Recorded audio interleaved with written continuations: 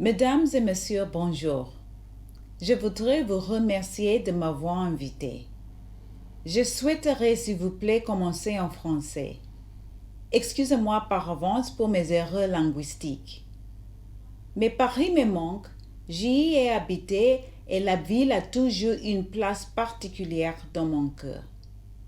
Je m'appelle Dambisa Moyo, je suis économiste et auteur. Je suis également membre du conseil d'administration de quelques entreprises internationales. Je suis vraiment enchantée d'être ici parmi vous afin de partager et discuter des 5 plus grandes tendances économiques qui, selon moi, vont avoir un impact important dans le futur. Mais avant ça, je souhaiterais vous citer 5 vents contraires qui ont commencé bien avant la pandémie. Avant la circulation du virus Covid, il y avait déjà des vents contraires économiques et la croissance était faible. Voici les 5 vents contraires. Tout d'abord, les avancées technologiques et leurs influences sur l'augmentation du chômage de la main-d'œuvre.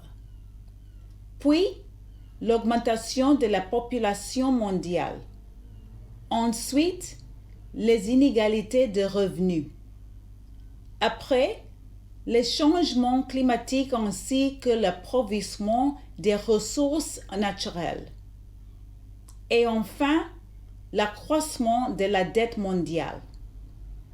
L'ensemble de ces 5 points a réduit la trajectoire de la croissance mondiale. Malheureusement, tout ceci s'est produit avant l'arrivée du virus. Et c'est pourquoi je pense qu'après la pandémie, la situation économique va s'empirer. Au cours de l'histoire, l'âge d'or aux États-Unis, entre 1870 et 1900, nous donne un indice de ce que le futur nous réserve. En particulier, si l'histoire se répète, je pense que nous devrons y faire face avec les 5 tendances suivantes. La première, les gouvernements vont de plus en plus s'endetter.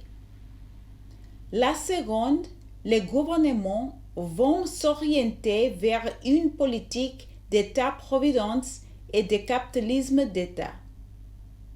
La troisième tendance, la diminution de l'influence des entreprises dans le secteur privé.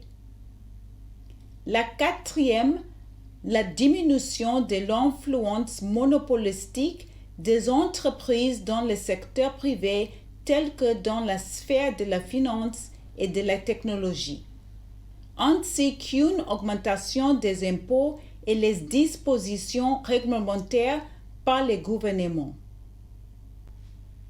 Il y a une déglobalisation plus élevée, particulièrement dans le commerce mondial. Un contrôle accru du capital qui réduira les investissements internationaux. De plus fortes barrières migratoires. Un renforcement de la concurrence technologique entre la Chine et les États-Unis. Et la réduction de la puissance et influence des organisations multilatérales comme la Banque mondiale et les Fonds monétaires internationaux. Toutes ces tendances vont engendrer de nouveaux défis dans notre économie globale, contraignant à un recul de la croissance et une diminution du développement humain. Encore une fois, je souhaiterais vous remercier pour votre écoute attentive. Merci beaucoup.